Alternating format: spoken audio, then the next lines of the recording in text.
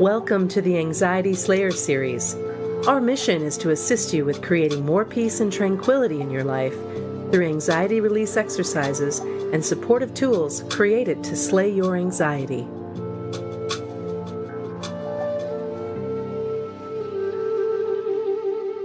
Today's Anxiety Slayer podcast is brought to you by the Anxiety Slayer Academy. We've been offering a free podcast for almost 9 years to help anyone suffering with anxiety find relief. Now we're helping you go deeper by providing step-by-step support on how you can get the best experience from our favorite tools and techniques for overcoming anxiety. Visit the Anxiety Slayer Academy and get your free Anxiety Slayer starter course at anxietyslayer.teachable.com. Welcome back to Anxiety Slayer. I'm Shan Vanderleek here today with my wonderful friend and co-host Ananga Sivyer.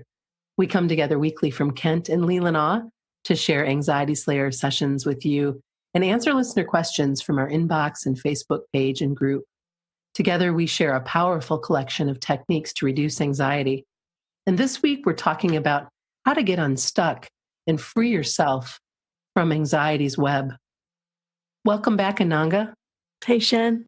So good to be with you again and to be addressing another listener question about just feeling stuck in anxiety and not really knowing how to free themselves. Yeah, I think anxiety's web is a great way of describing the experience because we can feel so tangled up, bound up and confused by anxiety. And sometimes it feels like you just get a leg free or a wing free and then another bit of you gets stuck. It's such a confusing experience. And I like that we're going to begin by talking about facing anxiety with awareness. Because with awareness comes everything else, all of the answers that we really need. And you shared a really good example once upon a time with me about facing anxiety is like facing up to a bully.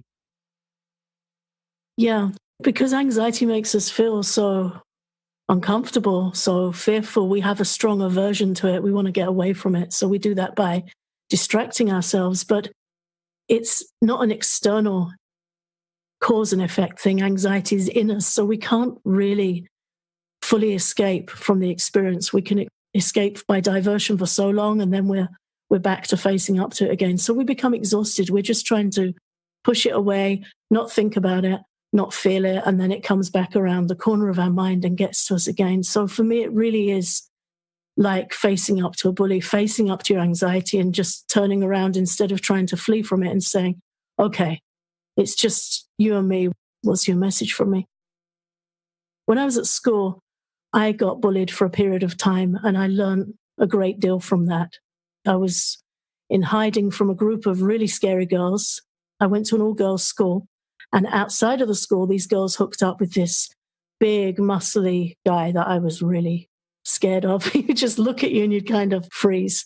And one day they beat up a friend of mine and blocked off a bridge that we were crossing, front and back of the bridge. There was nowhere to go. And it was quite a scary time for me. Oh, my goodness. I went to this really old-fashioned English school. It looked like a cross between St. Trinian's and Hogwarts. It's an old Victorian building with a quadrangle and hedges. And between lessons, it meant you were walking the grounds of this school in between classrooms. And one day I was walking along and I was late because I'd taken a music lesson. So I was on my own. And in the opposite direction came one of the ringleaders from this gang of bullies. And it was just me and her. And our eyes met. And something in me just clicked. And I'd had enough of hiding and worrying and, wondering when these people were going to appear. Before I could even think of it, I marched over to her and just said, okay, if you have a problem with me, let's deal with it right now. And she said, oh, no, I don't have a problem with you. Okay, then this has to stop. And it did. Good for you. Really big lesson for me. It took a lot of fear and crossing a threshold of I've just had enough of this. And that opportunity arose. But I always think of that as that eye to eye. When you see the whites of somebody else's eyes and you connect with somebody else's eyes, experiences change. Like in a situation of road rage, if you catch the eye of the other driver, there's a human connection. And very often with anxiety, we need to make that human connection internally. We need to turn around to ourselves and say, okay, this is becoming intolerable. It's really affecting my life. What do we need to do to get support and make this more comfortable? Of course, I'm using words we, it's all happening inside us, but it's turning to ourselves with compassion and awareness. Very often we say, I hate this anxiety and I just want anxiety to go away. And people will go on social media and swear about anxiety, but we need to turn within ourselves with compassion and kindness and awareness to really get free from it. Right. Because it's not the enemy that we make it out to be. It's actually a messenger trying to show us how we might be able to care for ourselves or trying to get our attention. And so with awareness, we can settle in a bit and figure out with compassion how to best care for ourselves, what it is we need in that moment. Yeah, as you said, with compassion, with kindness, there is something coming up, something in us is flagging for our awareness, it's waving to us, and to turn to that with kindness. And that immediately reduces a lot of the stress and saves a lot of energy. One of the things that you'll find really helpful when you feel stuck is to tune in to where anxiety affects your body. Sometimes we're so used to feeling anxious that we don't really notice its effects on us. So check in with your body. A lot of times during yoga classes, the teacher will begin the class in Shavasana, and you'll be resting on your back, and they'll lead you to notice how you feel in your body and to send your breath to the places that might be feeling uncomfortable. You do the same thing with anxiety. And often, as you know, anxiety becomes a tangled sensation somewhere in your body and mind, right? So by getting clear about what that is and where that is, then you can have a better idea of how to support yourself. So often we try and push through anxiety and keep going. And I know I do it and keep going almost like you're going to outrun it. But really what you're doing is you're more of, walking on a treadmill. You're not really getting anywhere. You're just perhaps prolonging what might happen next. And this lack of awareness of what's really going on will cause you so much more stress. And then eventually you're exhausted. So that there's this whole cycle that happens. And it's just incredibly important to stop, to notice, check in with how you feel, and then assess from there and use any of the resources that we've talked about over the years to help you get back to a place where you're feeling much calmer and better in your body. Once you've noticed where the anxiety is manifesting in your body, then you've got information that you can use by, as you said, Shan, sending your breath there in a guided breathing practice, or it's fantastic information for an EFT tapping session. Yeah, without question. To be able to tap for how it feels, where it is in your body, is the key to really starting to reduce those uncomfortable feelings, but with awareness and with acknowledgement. So you're getting to the root of your suffering. When we come back from our break, we'll talk more about what helps when you're feeling stuck in anxiety's web. The Anxiety Slayer podcast is sponsored by Health IQ.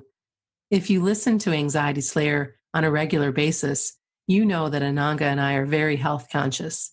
We often recommend healthy nutrition, yoga, walking in nature, and an overall fitness plan for your mind, body, and soul. And with our love for health and wellness, we found a US-based life insurance company who rewards their clients with exclusive, special, and lower rates for being mindful and health conscious.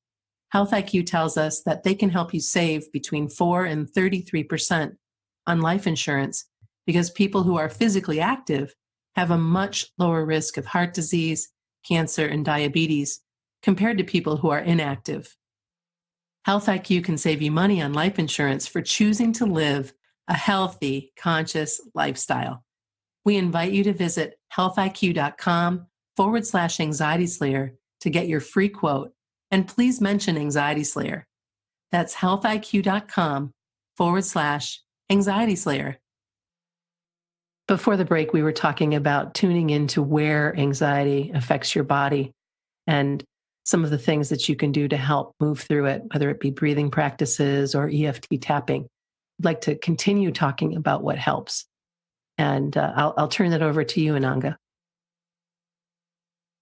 Something that's really nice to do for yourself is to practice a compassionate breathing practice, something that helps you feel calm and steady and safe, where you can work with your breath to calm anxiety, but also to be able to be with your feelings, to be with your anxiety and question it without feeling the need to flee away from it, as we so often do.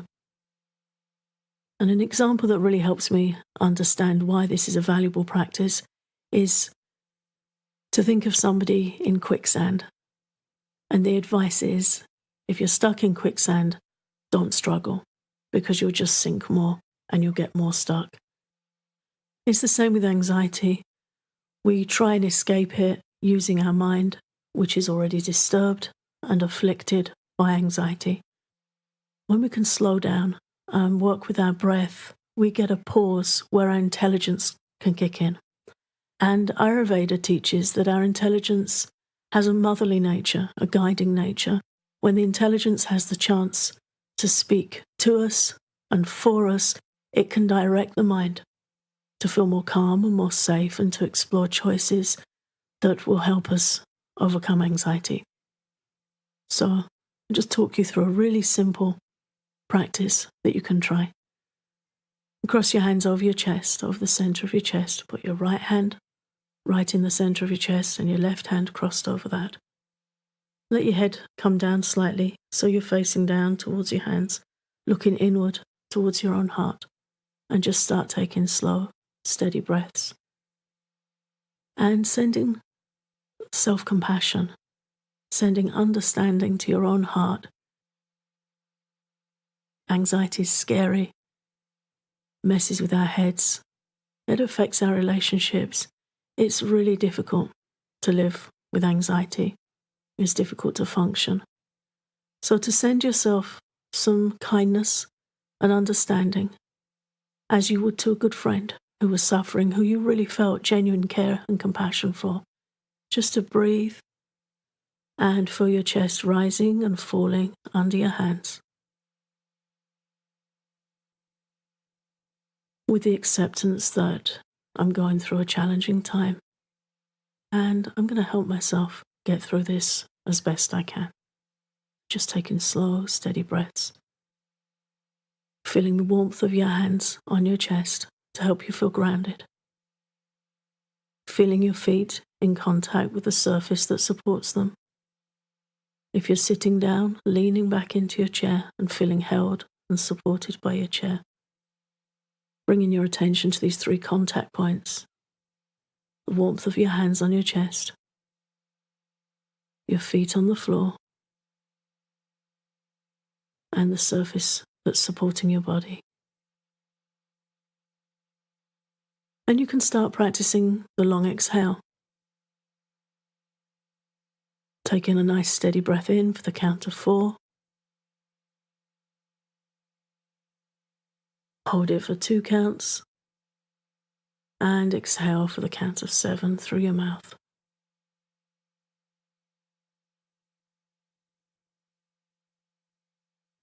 And just repeat like that for a few more breaths.